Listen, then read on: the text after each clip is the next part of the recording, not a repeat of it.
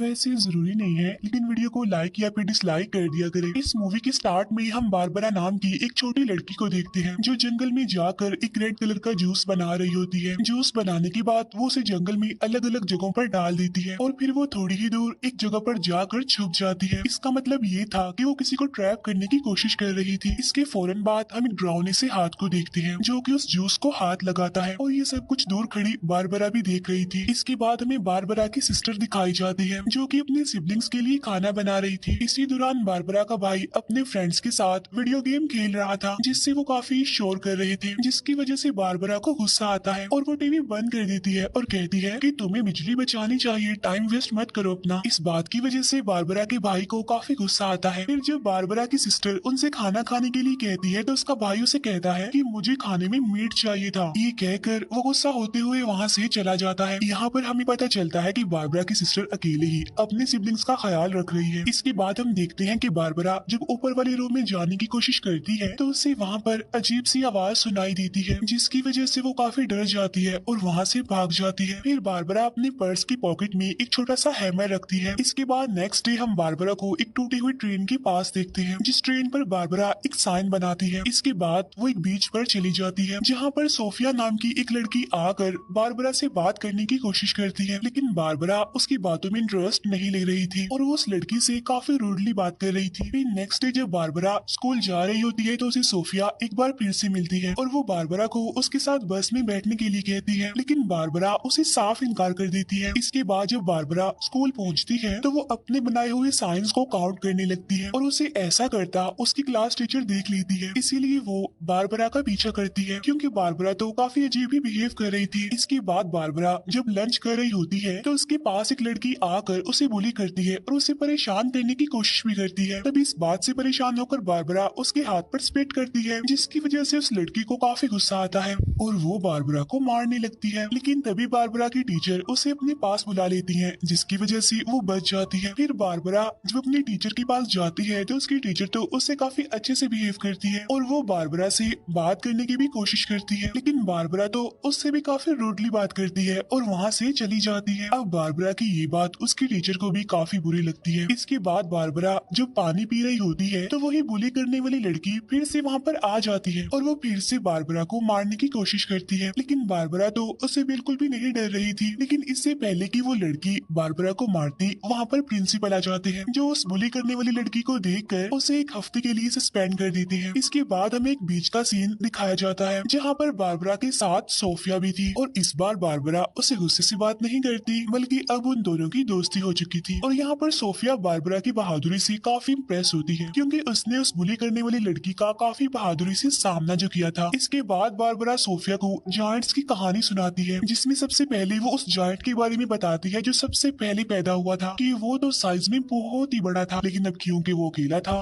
तो इसीलिए उसने खुद को मार दिया, जिसकी बॉडी से बहुत सारे जायंट्स पैदा हुए जिनमें एक तो वो जायंट्स थे जो बर्फ में रहते थे, दूसरे वो जायंट्स थे जो एक ही दफा में बहुत सारे लोगों को मार देते थे, तीसरे जायंट्स वो थे जो बच्चों के खून से नहाया करते थे और एक जायंट्स वो भी होते हैं जो तुम्हें तभी नजर आते हैं जो बाकी जायंट्स तुम्हारे आसपास आने वाले होते हैं और इनसे भी खतरनाक होते हैं टाइटन्स जिनकी सिर्फ आवाज सुनकर ही इंसान कांप उठे। अब बारबरा की बातें सुनकर सोफिया काफी डर जाती है। बारबरा उसे ये भी बताती है कि इन सब जायंट्स को पकड़ने के लिए मैं एक ट्रैप भी बनाती हूँ ताकि मेरे ट्रैप में वो जायंट्स फंस जाए और मैं उन्हें मार सकूं। इसी दौरान बारबरा उसे अपनी पॉकेट में रखे हुए छोटे से हैमर के बारे में बताती है कि वो हैमर जायंट्स की हड्डियों से बना हुआ है जिसकी मदद से वो सारे जायंट्स को मार डालेगी। अब यहाँ पर हमें पता चलता है कि इस हैमर को तभी निकालना है जब उसकी जरूरत हो। इसी दौरान सोफिया बारबरा की पॉकेट पर क्वास्की लिखा हुआ भी देखती है तो इसीलिए वो बारबरा से इस बारे में पूछती है, जिस पर बारबरा उसे बताती है कि असल में क्वास्की एक बास्केटबॉल प्लेयर था। तभी अचानक से बारबरा अपने आसपास बहुत सी अजीब चीजें नोटिस करती है तो इसीलिए वो वहाँ से जाने लगती है, जिस पर सोफिया उसे काफी रोकने की कोशिश भी करती है, लेकिन बारबरा उसे खुद से दूर रहने के लिए कहती है क्योंकि बारबरा का मानना था कि जो कोई भी उसके पास आता है तो उसे कोई ना कोई नुकसान हो जाता है। इसके बाद बारबरा जब जंगल से गुजर रही होती होती है तो उसे वहाँ पर जॉइंट्स के होने का एहसास होता है, इसीलिए वो उस जॉइंट को ट्रैप करने की कोशिश करती है, लेकिन वो जॉइंट वहाँ से चला जाता है। इसके बाद बारबरा जब अपने घर वापस आती है तो उसे ऊपर वाले रूम से फिर से किसी चीज की आवाज सुनाई देती है, तो इसीलिए वो हिम्मत करके वहाँ पर जाने की कोशिश करती है, लेकिन साथ साथ उसे वहाँ पर कोई बुला भी रहा था। और तभी हम वहाँ पर एक अजीब सी चीज का शैडो भी देखते हैं, जिसे देखकर बारबरा काफी घबरा जाती है और वहाँ से भाग जाती है। इसके बाद नेक्स्ट डे बारबरा फिर से अपनी टीचर से मिलती है और इस बार वो अपने टीचर से काफी अच्छे से बात करती है। अब यहाँ पर हम ये जान पाते हैं कि बारबरा को ऐसा लगता है कि लोग बेवकूफ हैं, इसीलिए तो वो लोगों से ज्यादा बात नहीं करती। इसके बाद जब बारबरा स्कूल में होती है तो बाय मिस्टेक उसकी वो पॉकेट खुल जाती है, वही पॉकेट जिसमें उसने वो हैमर रखा हुआ था। अब ये देखकर बारबरा काफी घबरा जाती है, क्योंकि उसे तो तभी खोलना था जब उसकी जरूरत हो। अब बारबरा जंगल की तरफ भागने लगती है, तब सोफिया उसे देख लेती है और वो भी उसके पीछे पीछे भागने लगती है। जंगल में जाकर बारबरा जब जॉइंट्स को ढूंढ रही होती है तो सोफिया उसे काफी समझाने की कोशिश करती है कि देखो ऐसी कोई भी चीज नहीं होती, लेकिन बारबरा उसकी बात नहीं मानती। इसके बाद उन्हें हिरन का मरा हुआ बच्चा मिलता है, जिसकी बॉडी की हालत काफी खराब थी, जिसे देखकर बारबरा तो समझ जाती है कि इसे जॉइंट नहीं मारा है, लेकिन सोफिया ये देखकर काफी डर जाती है और वो बारबरा को अकेला ही वहाँ पर छोड़कर भाग जाती है। इसके बाद बारबरा को एक जॉइंट दिखाई देता है जो उसे बताता है कि तुम एक बच्ची हो और बहुत कमजोर भी, इसीलिए तुम अकेली जॉइंट्स का सामना कभी भी नहीं कर पाओगी, क्योंकि जॉइंट्स बहुत जल्दी आ रहे हैं। तब ये सुनकर बारबरा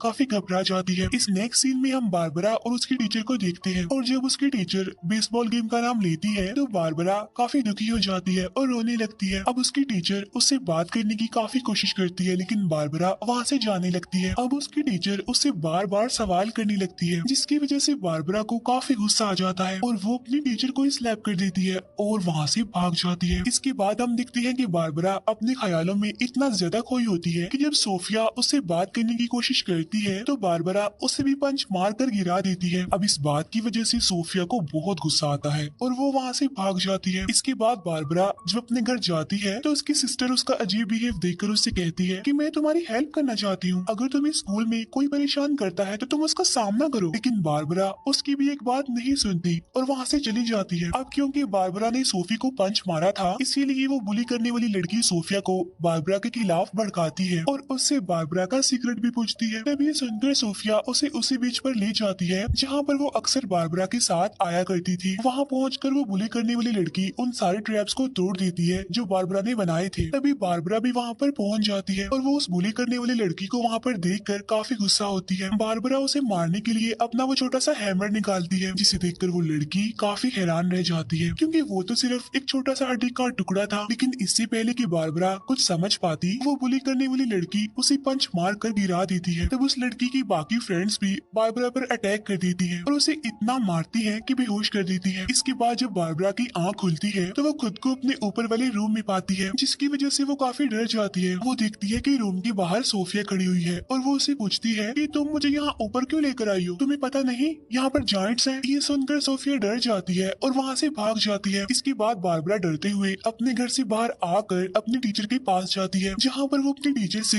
बात करने की कोशिश करती है, लेकिन उसकी टीचर उसकी बात पर ध्यान नहीं दे पाती, क्योंकि वो अपनी फैमिली के साथ बिजी होती है। तब बारबरा उसे कहती है कि सब मरने वाले हैं। तब ये सुनकर उसकी टीचर का हस्बैंड काफी गुस्सा हो जाता है। बारबरा की टीचर भी ये सुनकर काफी हैरान रह जाती है और उससे बात करने की कोशिश करती है, लेकिन बारबरा उसकी कोई भी बात सुने बगैर वहाँ से चली जाती है। इसके बाद हम देखते हैं कि बारबरा जॉइंट्स को पकड़ने के लिए अकेले ही जंगल में भाग रही होती है और वो एक जगह पर अपने आसपास नोकीली लकड़ियां लगाती है। इसके बाद वो जॉइंट्स के आने का वेट करती है। इसके बाद हम देखते हैं सोफिया को, जो अपनी टीचर के पास जाती है और उन्हें लेकर वो जाती है बारबरा की सिस्टर के पास, क्योंकि बारबरा 2 दिनों से स्कूल नहीं आई थी। अब ये सुनकर बारबरा की सिस्टर काफी हैरान रह जाती है। इसके बाद सोफिया बारबरा के घर के अंदर जाती है, जहाँ पर उसे एक टेप रिकॉर्डर मिलता है, जिसे सुनने पर उसे पता चलता है कि क्वास्की ने एक टीम को हराया था और जिस टीम को उसने हराया था उसे जॉइंट्स कहते थे। क्वास्की यानी वही जिसका नाम सोफिया ने बारबरा की पॉकेट पर भी देखा था, और ऐसा होने के बाद ही क्वास्की का नाम जॉइंट्स किलर पड़ गया। इसके बाद हम देखते हैं कि सोफिया जब बारबरा से मिलती है तो बारबरा उस पर काफी गुस्सा करती है, क्योंकि सोफिया ने उसे धोखा दिया था और ये जो सब सब कुछ हो रहा था वो सोफिया की वजह से ही हो रहा था। और अब तो बारबरा के पास जायंट्स को रोकने के लिए वो हैमर भी नहीं है। तब बारबरा को एक बार फिर से वही जायंट दिखाई देता है जो उसे पहले भी दिखाई दे चुका था। इस बार वो जायंट्स बारबरा को धमकी देते हैं और उसे जंगल में आने के लिए कहते हैं। इसके बाद बारबरा जब उसे टूटी हुई ट्रेन में पहुंचती है जहाँ पर जायंट्स उस पर अटैक करने की कोशिश करते हैं, लेकिन वो अपने बनाए हुए साइंस को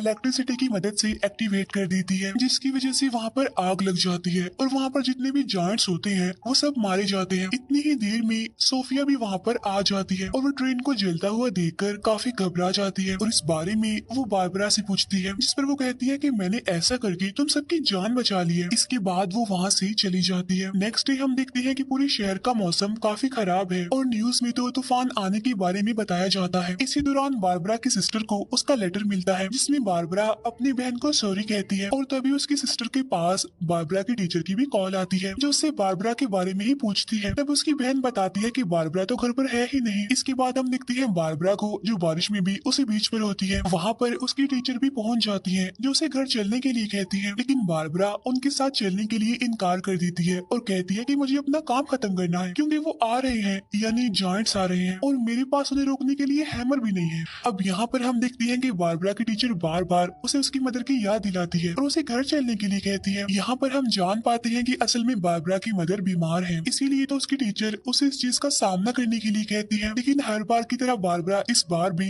वहाँ से भाग जाती है। फिर वो एक बीच के किनारे पहुँचती है जहाँ पर उसे सोफिया मिल जाती है। उस टाइम बारिश भी काफी तेज हो रही होती है। बारबरा सोफिया को वहाँ पर बने एक छोटे से घर में छुपा देती है और खुद वो अकेली ही जायंट्स का सामना करने के लिए बिल्कुल तैयार हो जाती है। और जब एक जायंट बारबरा पर अटैक करता है तो उस टाइम उसे अपनी पॉकेट से एक लाइट निकलती हुई दिखाई देती है और जब वो उस पॉकेट को खोलती है तो उसमें से एक हैमर निकलता है जो कि असली का था। फिर वो उस जायंट को कहती है कि तुम मेरी मदर को कभी भी नुकसान नहीं पहुंचा पाओगे। फिर बारबरा उसी हैमर से उस जायंट पर अटैक कर देती है जिसकी लाइट से वो जायंट इंजर्ड हो जाता है। इसके बाद हम देखते हैं कि वो जायंट बारबरा से बड़े ही प्यार से कहता है कि मैं तुम्हारी मदर को नहीं बल्कि तुम्हें लेने आया हूँ यहाँ पर। अब ये बात सुनकर बारबरा काफी हैरान होती है और उसे कहती है लेकिन मैंने तो तुम्हें हरा दिया। अब यहाँ पर बारबरा को ये बात पता चलती है कि वो चाहकर भी अपनी मदर को नहीं बचा सकती, जिसकी वजह से बारबरा काफी गुस्सा हो जाती है। इसी दौरान वो जायंट बारबरा को अपने हाथ में उठा लेता है और उसे खाने की कोशिश करता है, लेकिन बारबरा अपने हैमर से उस पर फिर से अटैक करती है जिसकी वजह से वो जायंट उसे नहीं खा पाता और वो जायंट वापस भी चला जाता है, जिसकी वजह से शहर का मौसम भी अब काफी बेहतर हो गया था। इसके बाद सोफिया बाहर आकर बारबरा को काफी आवाजें लगाती है और ठीक उसी टाइम बारबरा तो पानी में डूब रही होती है और उसे उस टाइम जायंट की आवाज भी सुनाई दे रही होती है जो उसे कह रहा होता है कि एक दिन तो सबने मरना है, इसीलिए जब तक तुम्हारे पास टाइम है तुम अपने हर एक मोमेंट को ऐसे जियो जैसे वो तुम्हारी जिंदगी का